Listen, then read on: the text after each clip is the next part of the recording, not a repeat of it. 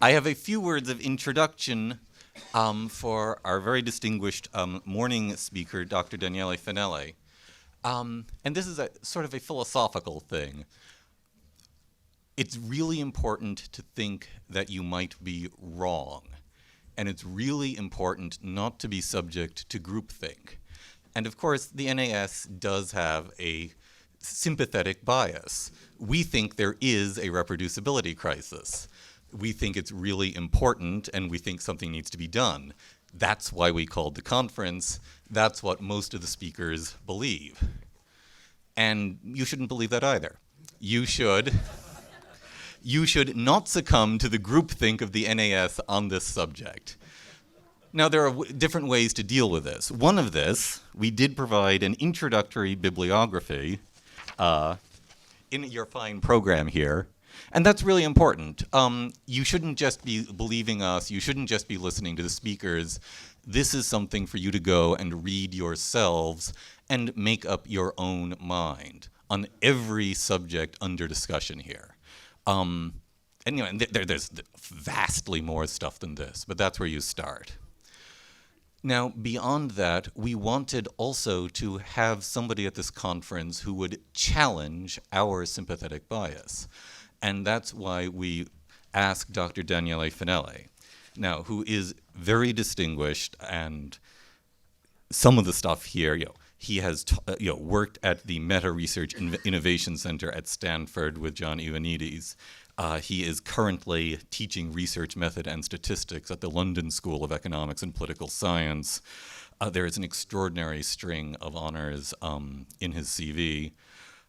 What's not in the CV, but is in the bibliography, in 2018 he wrote, "Is science really facing a reproducibility crisis, and do we need it to?" And what Dr. Fanelli did is one of the most wonderful things a scientist can do. He looked at the evidence and he changed his mind. And we think it's terribly important that you hear the strongest possible challenge to the very idea that there is a reproducibility crisis. And you should think maybe the NAS is wrong. I'm not speaking for Dr. Fanelli, but I'm trusting he will provide the strongest possible challenge to our own possible groupthink.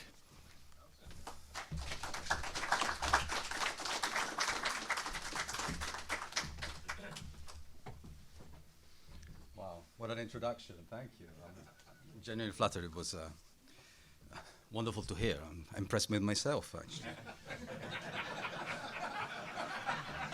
It's, at any rate, it's a genuine pleasure to be here. In fact, it's actually quite exciting because I had been hearing and reading for a long time about these Twitter storms and cancel culture, and I felt I was definitely missing out on something. And so it's been a great opportunity, and it's been lovely so far, and I look forward to the other talks today. And so as anticipated, we are talking about the reproducibility crisis, which is a widely held belief. You might have seen this survey from the journal Nature amongst its readers, so not a particularly scientific survey, but 90% of the readers believed that there was a significant or at least a slight crisis in science. In fact, I'm curious by raise of hands how many of you would agree with that 90% of Nature readers.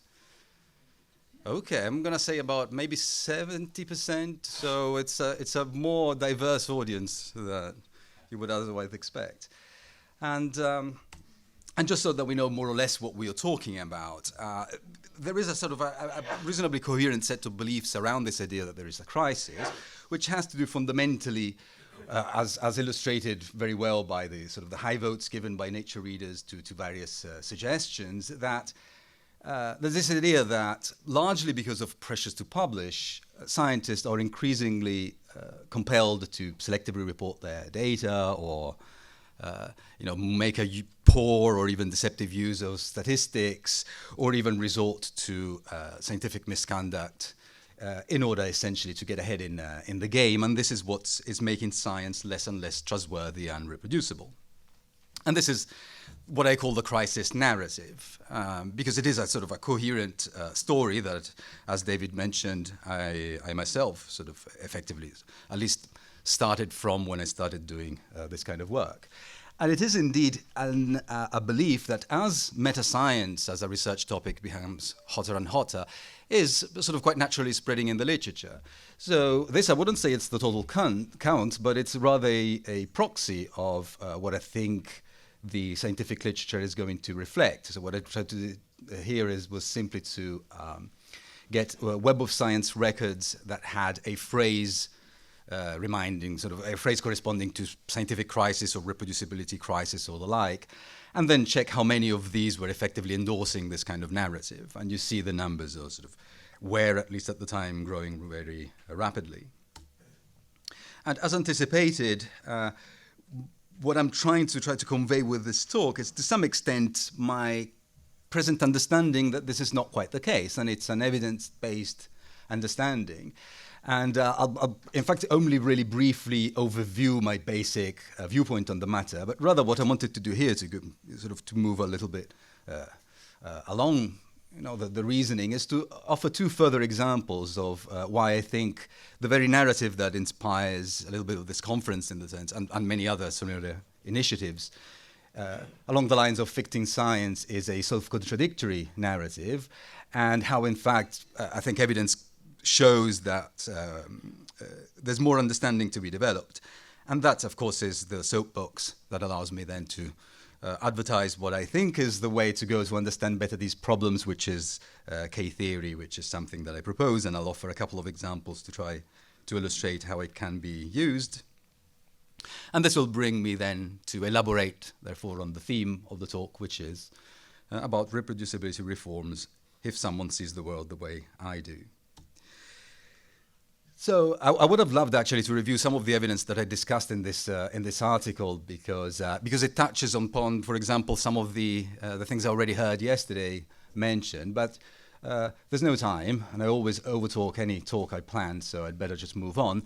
So this is sort of a very rough summary of what the fundamental argument is in this article that you see had quite a sort of a reasonably large impact in terms of altmetrics. And I mention this not because I particularly care about these metrics, but because, interestingly, a lot of this attention on Twitter, etc., was negative, or if not openly insulting towards me, which, again, sort of made me think a lot about how people who are supposedly science advocates can't stand the idea that someone is saying that science isn't broken. There's something weird going on. And my argument was simply that, it's been 10 years now that, at least 10 years, maybe at least 15 and maybe more, that people have been doing this kind of research better and better. And all the evidence effectively, in my opinion, pointed in the opposite direction of what was the implicit prediction of the crisis narrative.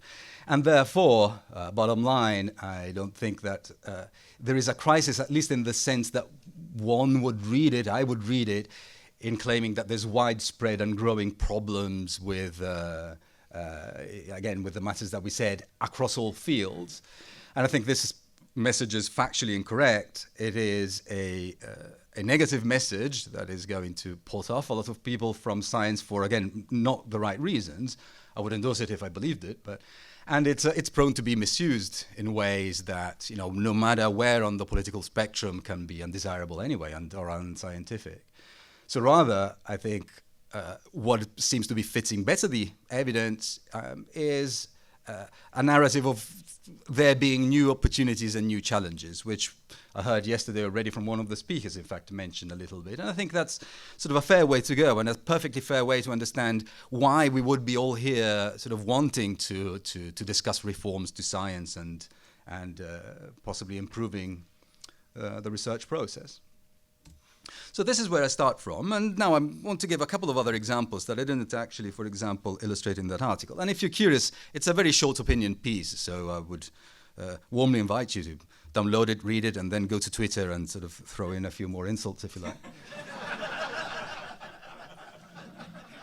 But moving on to the issues. We've been talking quite a few times already about p-hacking, right? And it's this idea that one can very easily fiddle with the statistics, and if we are all compelled to just pass this, completely arbitrary threshold of statistical significance of 0.05, Then it's not too difficult to do so. And there's a straightforward prediction that, of course, if people are pushing their results, as it were, to pass this threshold, then you would expect a bump to show right at that threshold. An overabundance, in other words, of papers just below the 0.05 mark compared to what you observe before.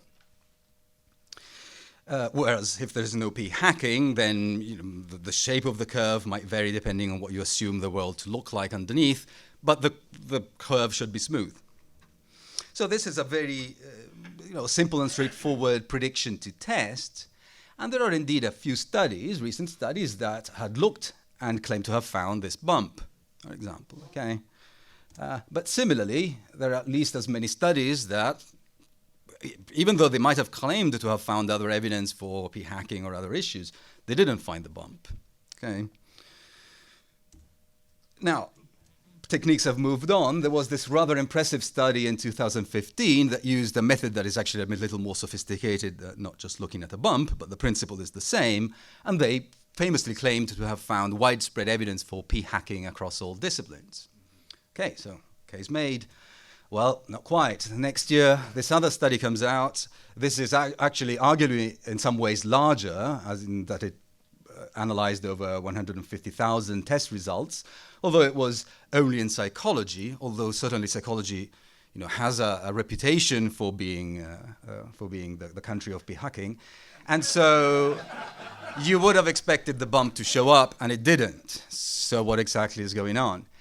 It gets even better, because one of the authors of this article, or at least some of the authors of this article, as well as other authors, tried to reanalyze some of the old data and pointed out how the positive findings of bumps in previous studies were highly sensitive to methodological choices or irreproducible.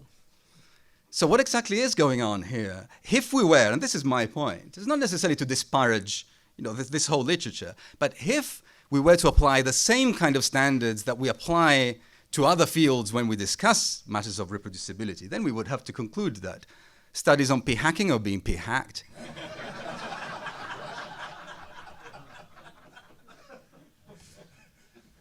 And this, by the way, again, this is something, I was being overgenerous to this literature in that opinion piece, but there's a forthcoming book that I'm happy to plug, and probably Lee is going to do the same later on.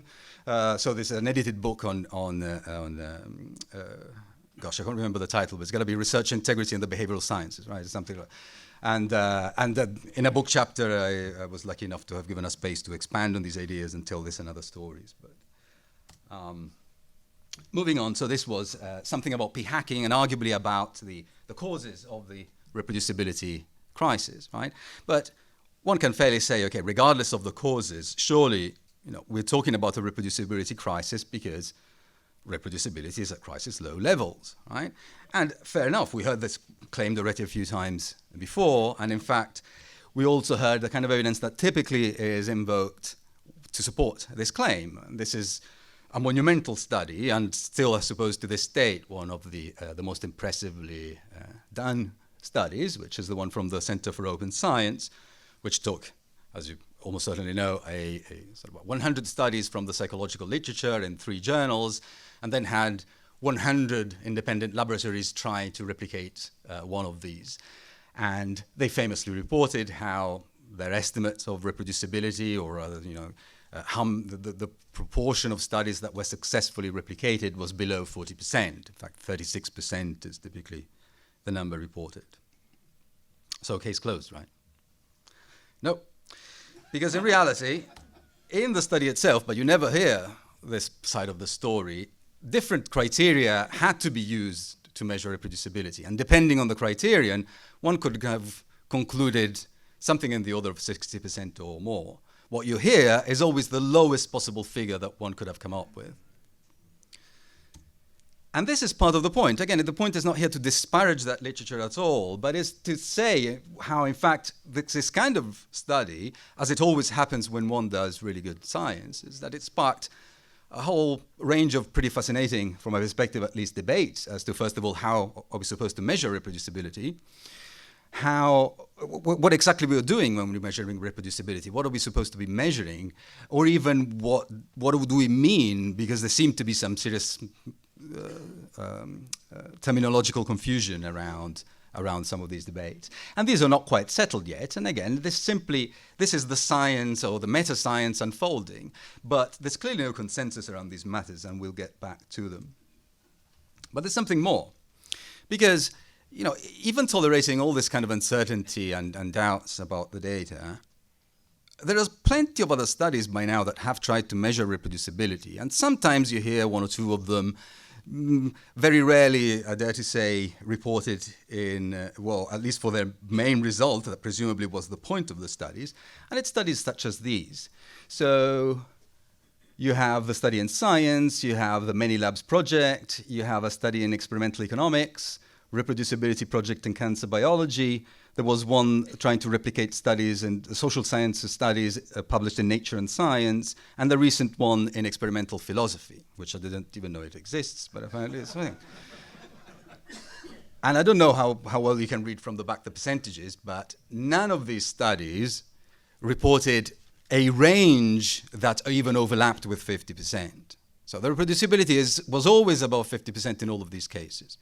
I don't know how many of you heard this story, but these numbers are telling something that evidently needs to be interpreted. And the question is, given that everybody believes that there is a reproducibility crisis, why do they say so if this is the evidence? So what I considered is three possible reactions, three possible thoughts that might in fact be going on, springing in your own minds as you just saw the kind of slides I showed. And in fact, I wonder, if you feel like it, that you could raise your hands if I'm guessing what you've been thinking, because I'd be curious to see if any of you is going through these kind of processes. And I have three possible options. So the first reaction would be, whatever these studies say, I don't care. I know that there is a crisis. I know what's actually true out there. Is anybody reacting in this way? Raise your hand. I know, that's why I said feel free, we'll count the non-responses at the end. Absolutely. And so we'll know which. But so this would be one reaction, okay? But to say basically, I don't believe the evidence. Yeah. And fine. Okay, good. If there's more options, I'm happy to hear maybe in the Q&A if I manage to get to it in time. But to be sort of fair to this kind of position, I would start by saying, fair enough, that means you have very strong priors that tell you that there is a crisis. And so it's going to take a lot for you to change your mind. And that's perfectly good. But again, I would point out that if you're applying the kind of standards I often hear, and probably I do it myself, applying to other fields when one is being critical about them, then this is going to look a lot like unconscious or conscious bias. Okay? And there would be plenty of sort of arguments to be made that the bias is conscious because of conflicts of interest or agendas that people have, or the kind of investments in terms of career, time, money that people have made in these kind of topics that would want them to sort of believe and make people believe that the problem is as serious as it can be. I don't know if that's the case, but one has to face up to the fact that meta-research is at risk of these kind of issues like any other field. And here, therefore, the main point comes back to this idea of this narrative of fixing science being, if anything, a little naive and arguably self-defeating, and I would argue based on empirical evidence, self-defeating, and that clearly it can't be as simple as the fact that everything is broken out there, but what a coincidence, we are the one who know how to do things right and will fix everything. That clearly is not working, and it's probably for good reasons that require reflection. So this is thought number one. Thought number two. Oh, really? I never actually had read the studies themselves. I just heard that there is a crisis. Maybe I read the headlines and all that, and I go along with the flow. So how many people, to be fair, had not actually seen those percentages or knew about all those studies? And those are not all the studies, but they are amongst the most influential and better made for sure. So you see, quite a few. Okay, so fair enough. And again, I understand that because we cannot know everything. And even, I would argue, in the topics that we consider ourselves or are considered to be experts, we'll never know everything, of course. So that's absolutely fine. Although, again, if we were to apply some kind of rigorous parameters about what might be going on and seen from the outside, there is a question to be made as then who exactly are the experts that are allowed to speak? Or, with what authority can we say that someone else doesn't understand what they're talking about? And so once again, there is a problem here. And arguably, it's a problem that it's worsening. And we all know that. There is ever more information that we could be processing, and we have, at least it feels like we have less and less time to do so. So again, there's nothing new under the sun. If anything, there are new challenges that are facing all fields, including our own. And so some of the problems that might get us annoyed and inspire criticisms of other fields are the exact same problems we might be facing. And so we're simply more coherently, in my opinion, compelled to see what's happening as just facing new challenges that we somehow live and need to help each other address. Finally, third thought. Actually, I interpret these exact results as suggesting a crisis. How many sort of think this is the case? Okay, good. All right, quite a few.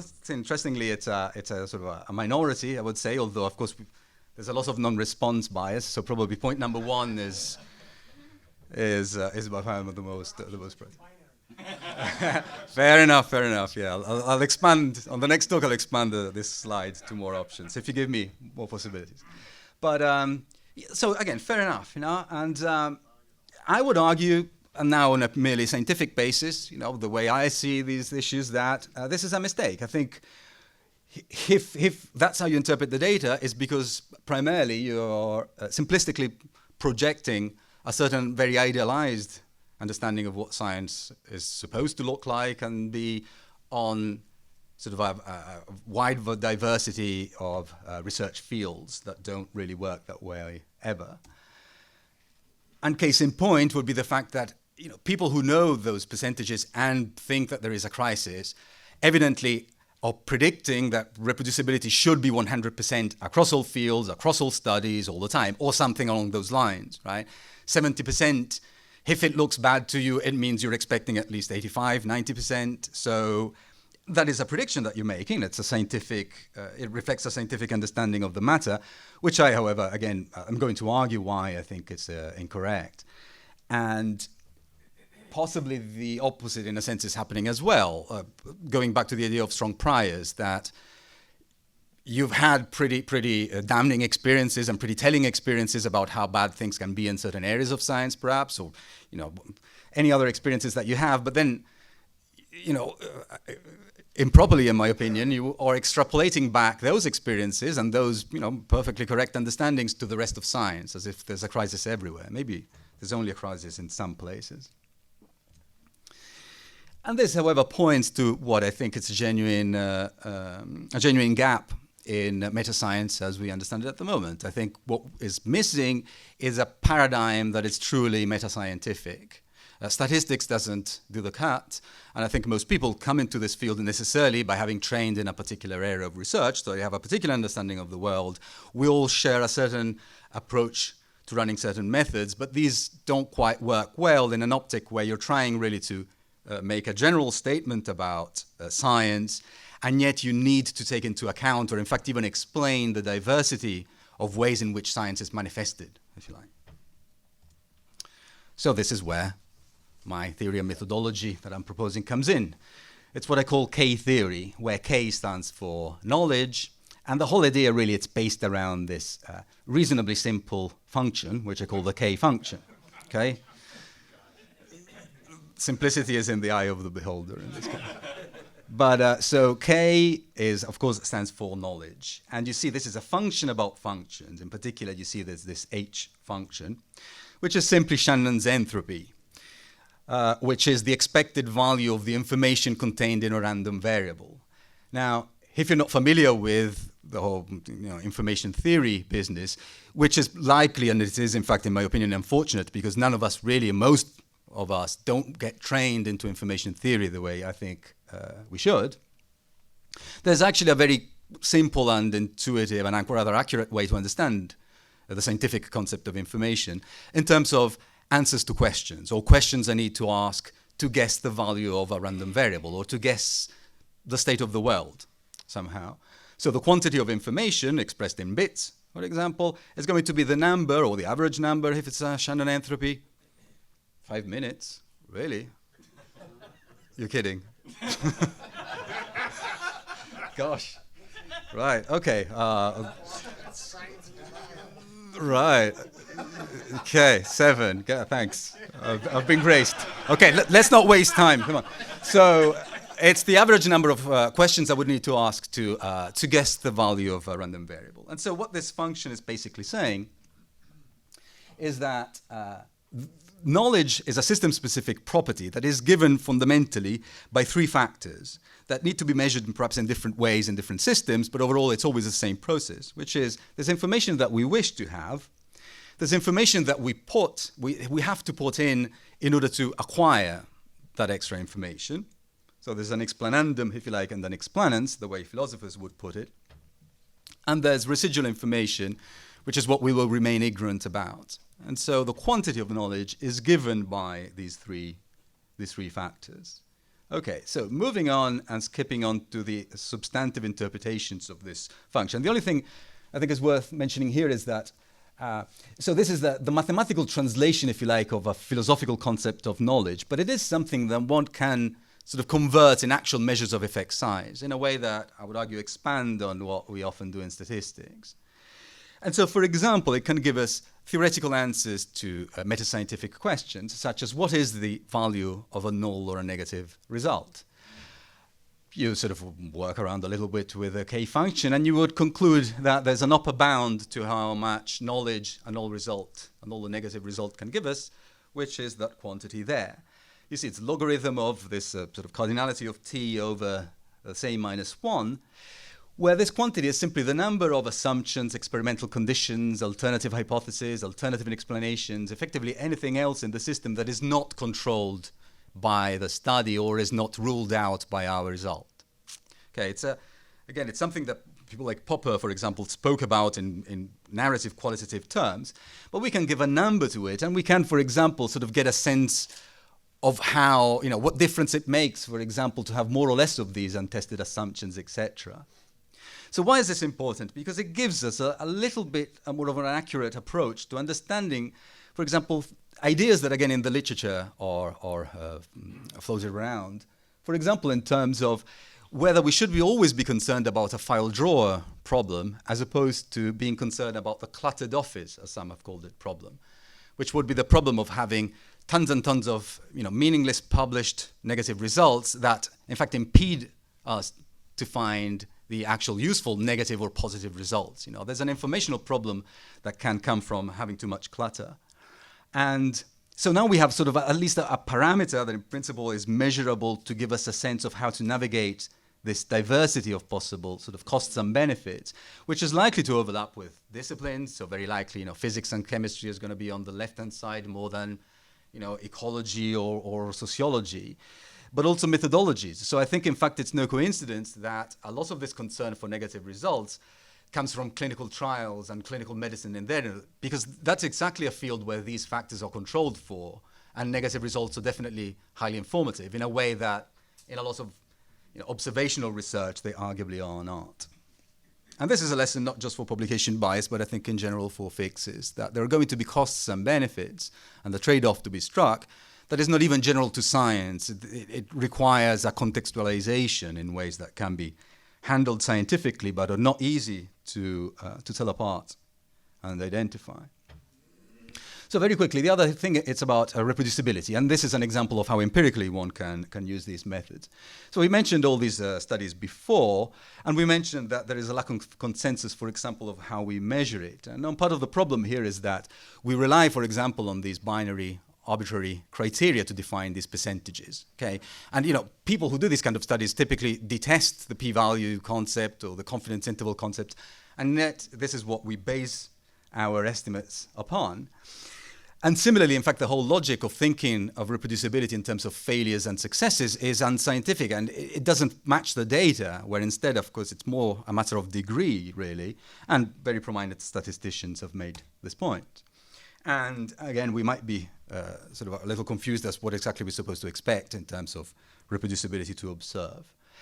And so the way this approach tries to do something different is to think about the whole problem in terms of signal detections and system. And so that the crux of the matter is that what we call the original study is not the way a statistician would typically model it as a random draw from a population of estimates of some underlying true effect, but rather an improbable informational structure that we have access to. It's been encoded somehow because it detected a signal. And this happened by definition, in a sense, at least with high probability, in conditions that were favorable to detecting that signal. Okay, for example, in populations where that particular phenomenon is actually for whatever reason, stronger. And it's the discovery, let's say, it's made by people who, not coincidentally were, let's say, working in that area and had made prior observations, have a certain expertise, have a certain tacit expertise, so they might even not know what they're doing, that it's actually correct. And the replication study, by definition, therefore, is going to, at least almost inevitably, have some divergence in any possible aspect of the system compared to the original. Or in other words, there's going to be noise that creeps into the system and therefore degrades this signal. Okay?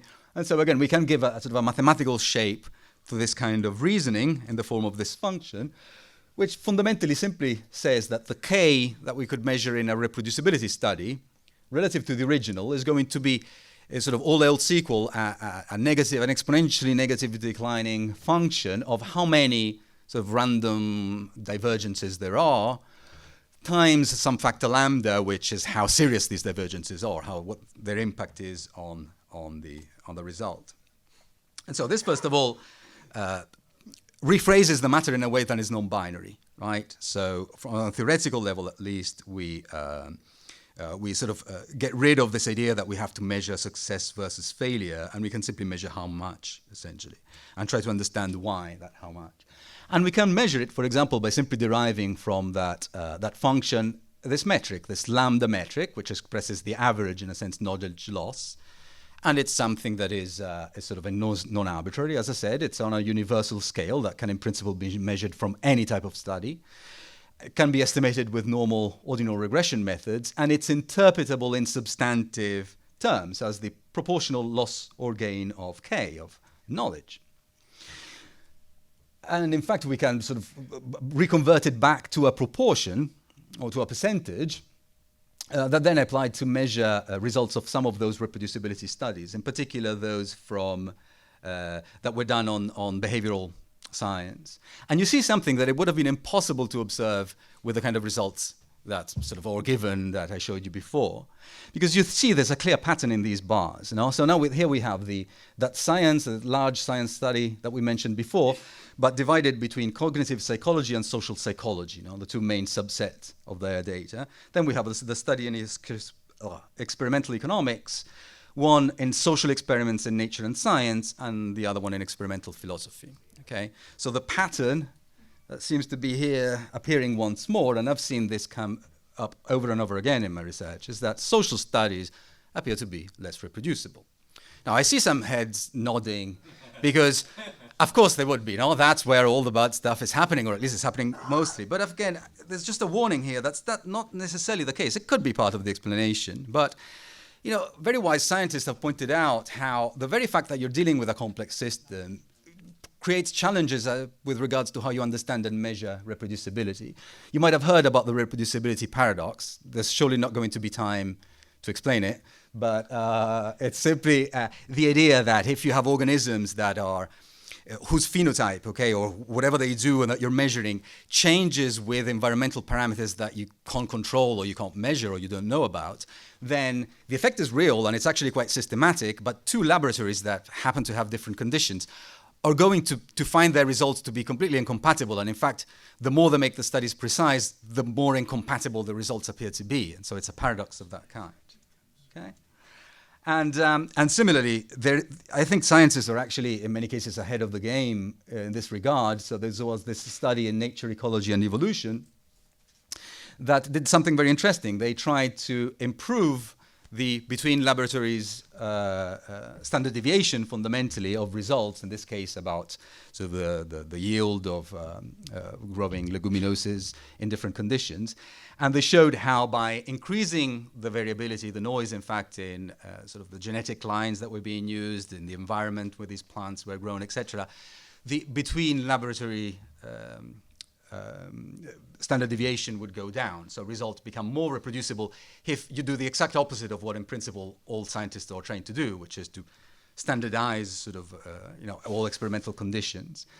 But again, just to show how complex the whole picture is, you see those high bars that don't have the nice stars, and they show effectively a null result.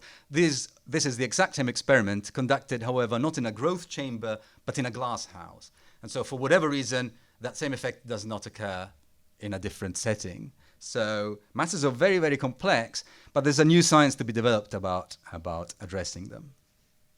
So finally, I'll get to the point. I'm all for reproducibility reforms, if anything, because again, I think there are new challenges and we need to update the scientific system to any extent. And I certainly don't think things were ever perfect. And so if there are new ideas to make them better, they are of course welcome. At least we should be experimenting with them. But there are caveats. One, as I tried to illustrate, metascience epitomizes exactly its own subject matter. Okay, all the problems that we discuss, to my light, at least by now, are visible in metascience itself, which shows again that we are deluded if we think we're better than everybody else and that we can fix science from the outside. Okay, it's more complex than that. We do not understand, for example, reproducibility as much. Okay, and something that I think I notice we all tend to do really, but it's something I pointed out in the NAS report, is that we seem to conflate reproducible with true, and the true two are not actually the same. As I tried to show, it's more complex than that again.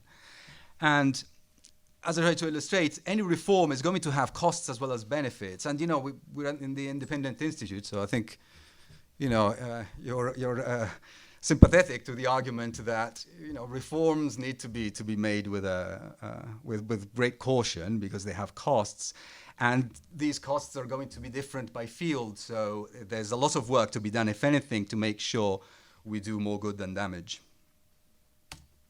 And the final caveat, it's something that I find myself thinking more and more. I'm not a religious person, but I've been often reminding myself of this passage, certainly when I hear about these Twitter storms and these battles and these trials by Twitter, but also increasingly when I hear people talk about reproducibility along the lines that sometimes happen. Some of you might know what I'm referring to. And again, I think this is something that, religion, again, I'm not a religious person, but I appreciate how much wisdom we seem to be losing as we lose contact with our religious traditions, and I'll let you read it. You probably know it already, and I'll thank you for the attention. Thank you very much.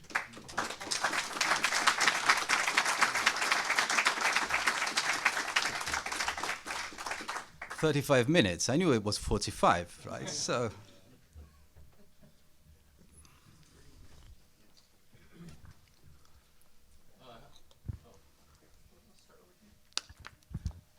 Thank you. That was just wonderful. One of the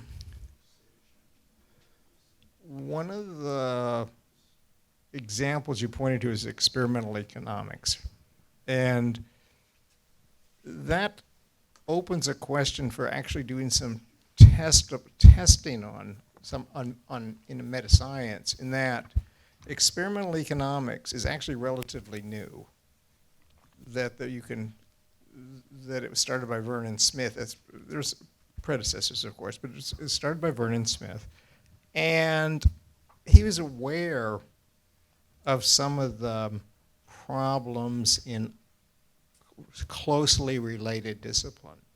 So this is sort of where, which is not in your logical setup, but this is where sort of an awareness comes in. And so if you're aware of problems in other disciplines, you can help establish conventions which will encourage things like data sharing, code sharing, posting of all of your research protocols on the web and that sort of thing. And so so when a discipline is aware of problems, their behavior is going to be modified. And so that might be a way of looking to see where the problems, however you wish to define them, are more serious or less serious and that sort of stuff. So there's a dynamic to how scientists behave when they are aware. And of course, the awareness, they may be misinformed, right? They may think there's problems, but in fact there are no problems, but they will still act on what they know. And so that might be something to, how do you test the metascience stuff? But I think you gave a wonderful challenge. It's a good morning talk. Thank you. I think there were several elements in your question. If I understand, so on the one hand, you're saying there's an element of usefulness of being aware of certain problems and sort of drawing inspiration from a certain narrative. Would that sort of reflect what you're suggesting? Which I don't disagree with. Part of what I'm saying is that there is no need to have that kind of narrative. And mind you, again, if that narrative were true, as it could have been the case because it was tested, that's my point. A lot of the evidence that has been produced by metascience, by myself, but also by plenty of very clever colleagues, was aimed at sort of, if not directly testing, certainly sort of assessing and verifying these kind of beliefs we have about how bad things are. And again, my reading is that they're not as bad, and so clearly there's something about our premises that is incorrect. And that said, denying those premises does not entail that then we shouldn't be doing anything that we are doing now, because no one said that the system was perfect to begin with. There are new challenges, et cetera, et cetera. So I don't see a problem in just being a sort of objective, or at least open to changing one's mind about whether the problems are the way they are, we describe them. So it's good to have good definitions, and at various points you used the term K and said that this was knowledge. Now, philosophers traditionally define knowledge as true, justified belief. Yes. Do you think knowledge has something to do with truth? So that's a good point. So knowledge has something to do with truth. So I always personally found that definition quite unsatisfying, precisely because it mentions something that then sort of seems circular, no, at some level, that the truth is surely what we're supposed to know if we investigate well enough or something else. But that said, what I want to point out here, as is discussed in the paper, this would be one of the critiques that I would expect a philosopher, in fact, to make. This kind of approach actually would reflect that value. Essentially, the higher the K, the more positive the K, the more you're having knowledge that is true and justifiable in the way indicated by philosophers. And so in that sense, that would be consistent potentially with that viewpoint. But then whether the viewpoint in itself, in invoking truth, is correct or not, we probably agree that we disagree.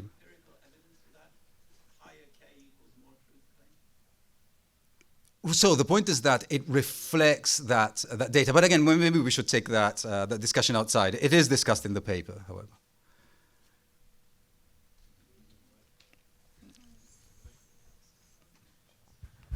I don't quite understand when you're doing K and you're counting your pieces of information. Okay, so you count the number of assumptions and you count the number of hypotheses and you count these things and you're going through all these papers to do your calculation. How do you know that you will count the assumptions, say, the same as somebody else? Because there may be hidden assumptions. Oh, so absolutely. So first of all, in fact, that example was a theoretical result. I am working on developing a methodology to measure these various aspects. I'm not saying, for example, that I have a good system for now to measure that in principle.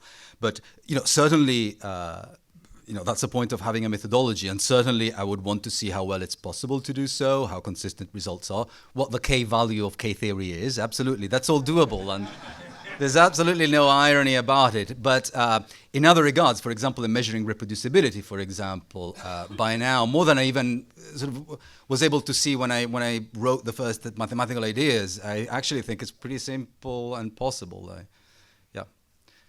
So it's doable. It's not as simple as it sounds, because field by field, there are different ways to describe, what's going on. So that's deceptively simple, if you like. I'd like to just make some comments about perception. I think, first, some background. I'm editor-in-chief of a technical journal. I chaired its publications committee. We have found it necessary now for a number of years to institute some type of software to detect plagiarism. And that's very significant. And in fact, we still get people plagiarizing, sending us submissions, even though they aware. So it's clear there are high incentives for this. I think the other thing just has to do a lot with the press. I think about the number of times where I've seen some spectacular news story out there about what can or cannot be done in technology, or especially something that can't be done. And I sit there saying, well, why is it that there are 50 million people out there who have working cell phones with my components in it working perfectly fine, yet irreproducibly somebody has said it can't be done. So I think that's a little bit of the background of perception.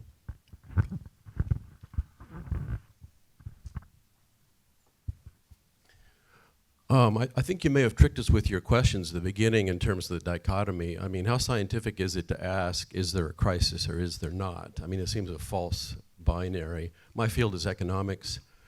In our field, going back to Ed Leamer and back to the 50s, we've been questioning reproducibility for a long, long time, and slowly, I think we've been getting better. I think that's the more true narrative that I'm personally aware of in the field of economics. It's a long-term persistent problem. It's endemic in the way we do science, and we learn to improve. Social psychology is a new area, and experimental economics, they're right at the beginning stages of needing vast improvement. I agree. It wasn't me posing that question, it was nature. And in fact, I mentioned that it's not quite a scientific exercise, and it's been criticized for that. I think it was another question. Oh. One more question. I think.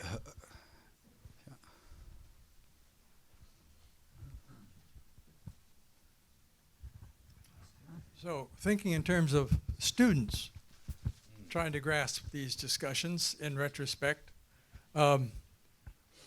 what would you incorporate into, say, a statistics textbook, maybe aimed at a 2-semester basic course in statistics, useful in any field, that with all the publicity of the irreproducibility panic, let's call it, there really should be something in a textbook, at least a paragraph or a section, that addresses all these issues in some concrete way. How would you do that? So by now, I suspect that there is, maybe not in textbooks, but certainly in courses. And so when I, for example, teach statistics to the students, the way I try to do it is to sort of mention these issues and then phrase them in the way I'm saying now, that it's sort of, this is still science in the making, and the fundamental problems have been understood for a very long time. They're not new, the limitations of p-values, etc. But we're moving forward, and maybe we'll get rid of them and anything. Then what I mainly try to do is really just to make sure people see what's going on when we calculate these p-values. As we were mentioning, in fact, before the talk, in a random chat, I think part of the problem is that by now computers are so widely available that no one actually sees what's under the hood anymore, or even looks at their own data anymore. Whereas what I emphasize, for example, with my students is that, well, all these p-values, these measures, they're adding actually nothing to the data. They're just transformations of the data that are intended as sort of tools to give you a different point of view to make some kind of informed decision about your evidence. But they're not adding anything technically to the information, the only information that you have, which are your measurements and your sample. And so I'm not sure it's particularly a good way to go. And as a matter of fact, I know that today we'll hear from people who say, we should get rid of everything about probably statistics. I don't know. And so, I'm definitely not presumptuous enough to think that I would have a good answer for that. But there's a lot of good work to be done in that space. But what you're saying is essentially every professor should come up with this on their own, that textbooks should not address this. Not that you want. Oh. I see what you mean. No, I'm not saying that. Obviously, if you're not in a situation where there is this full consensus on these matters, and my understanding is that there isn't among statisticians of what exactly is good or bad about p-values, then it becomes hard to add something to a textbook that everybody would agree on by definition. So there's a challenge there, and again, there are people more qualified than myself, in fact, speaking today, that could have more informed opinions about it, including yourself, by the way. So you should write that up.